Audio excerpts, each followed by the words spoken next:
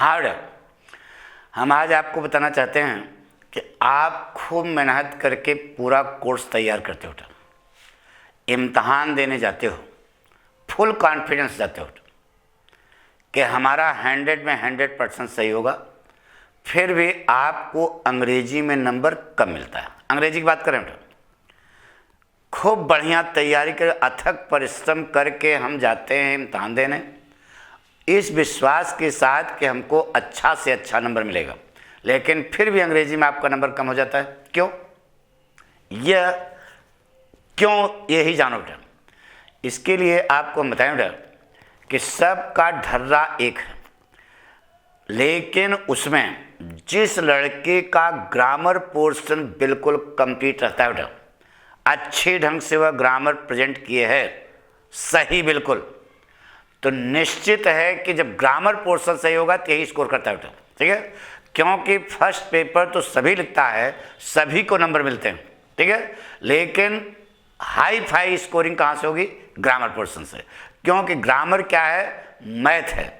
जिस प्रकार से फिजिक्स में न्यूमेरिकल खूब बढ़िया कर लो तो स्कोर अच्छा हो जाता है, उसी प्रकार से ग्रामर पोर्शन अगर आप अंग्रेजी में अच्छा कर लेते हो तो निश्चित है कि आपका स्कोर बहुत अच्छा होगा बेटा, मन खुश हो जाएगा। ठीक है, तो हम ये आपको बता रहे हैं बेटा कि आपको इस समय हम वही चीज़ करा रहे हैं ग्रामर की, ठीक है, जो आपके बोर्ड परीक्षा में आएगा। निश्चित है इतना पढ़ लेना, आप 100% पूरे के पूरे नंबर प्राप्त करोगे बेटा। चलें शुरू करें। देखिए बेटा, कल हम लोग ये पढ़ रहे थे ग्रामर पोर्शन में, यानी फिलिंग इन द ब्लैंक्स। ठीक है, ये हर बोर्ड में पूछा जाता है बेटा, तो ये फिलिंग इन द ब्लैंक्स आपको क्लियर हुआ। अब इसका अगला अध्याय देखिए, आगे लिखा है बेटा sentence filling up in the blanks करने जा रहे बेटा। इसमें सब लिखा है बेटा, बस केवल थोड़ा सा आप पढ़े हो और आपको याद है तो सब कुछ जो है सही कर लो बेटा। देखिए बेटा, लिखा है dash dash Ganga is a sacred river. आपको बताया गया होगा कि नदियों के नामों के पहले आर्टिकल द का प्रयोग होता है बेटा। ठीक है, क्योंकि एक एक होती हैं, निश्चित होती हैं, तो इसमें यहाँ पर क्या भरो बेटा, ये द जो यहाँ पर लिखा है यही यहाँ भर दो, सही हो जाएगा। The Ganga is a sacred river, पक्का। अब अगला देखो बेटा, लिखा है Arun is dash dash tallest boy in the class. ये लिखा बेटा, ये सब बोर्ड परीक्षा में आपके आए हुए हैं और इस साल भी आएंगे, साफ साफ बता दिया। देखो बेटा, यह सुपरलेटिव डिग्री है। सुपरलेटिव डिग्री के पहले आर्टिकल द ही आता है, क्योंकि वो निश्चित, जब सुपरसीड करोगे तो निश्चित हो जाओगे, निश्चित हो जाओगे तो कौन सी आर्टिकल लगेगी बेटा? द आर्टिकल लगेगी। इस सुपरलेटिव डिग्री के पहले केवल द लिख दो, आपका वाक्य सही हो जाएगा। Arun is the tallest boy in the class. ठीक है, अब अगला वाक्य बेटा, his father is dash dash MLA।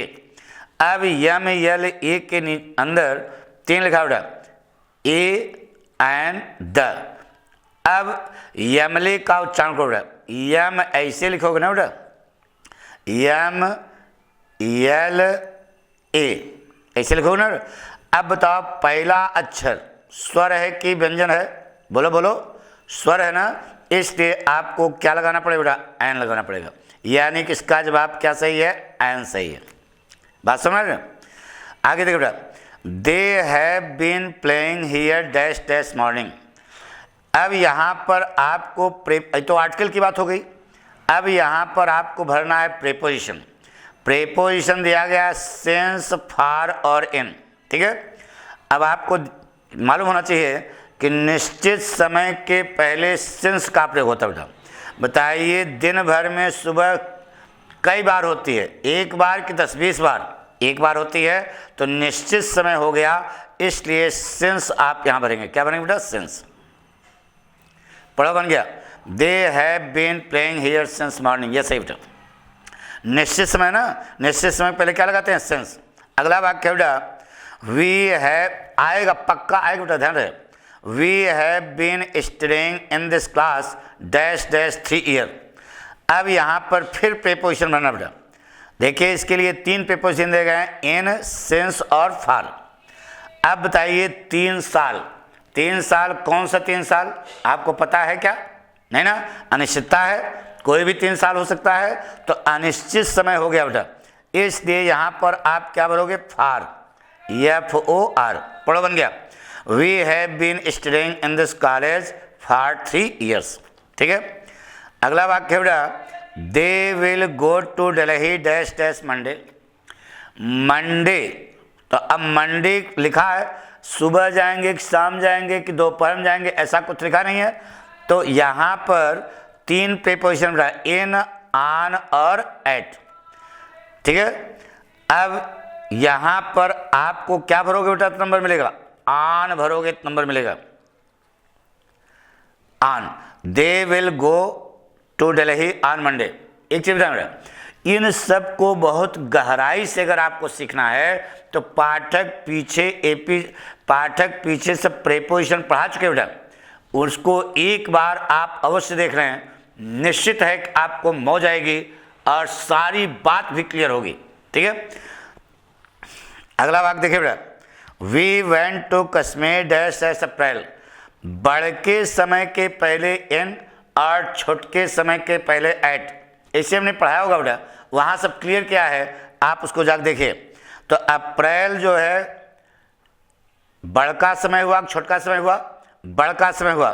तो देखो बेटा, इन, ऑन और एट भरना है, तो इन ही इसका सही जवाब बेटा क्या है? इन अप्रैल।